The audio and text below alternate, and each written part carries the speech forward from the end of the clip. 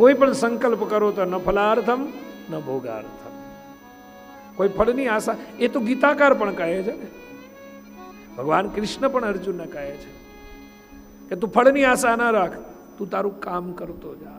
પણ આપણે માણસ છીએ, ફળ મળે તો જ કરીએ.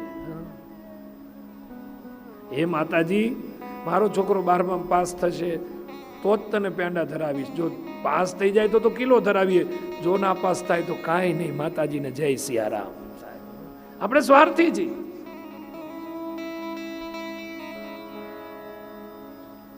ટેક રાખીએ છીએ, બાધા રાખીએ છીએ, પણ કામ થાય તો જ બાધા કરીએ છીએ. ના થાય તો એમ કે ક્યાં ક્યાં મારું કામ કર્યું છે. એટલે મનુષ્ય સ્વાર્થી છે. પણ એ સ્વાર્થપણું છોડવું એનું નામ જ સમજ છે. એ ત્યારે જ આવશે ભજન વધશે તો, ભક્તિ વધશે તો જ તમે તમારા માયલાને આ પૃથ્વી ઉપર જે પરિભ્રમણ કરવા આવ્યા છો એને ઓળખી શકશો. બાકી તો કેવી રીતે આવ્યા ને કેવી રીતે ગયા ખબર જ નહીં પડે.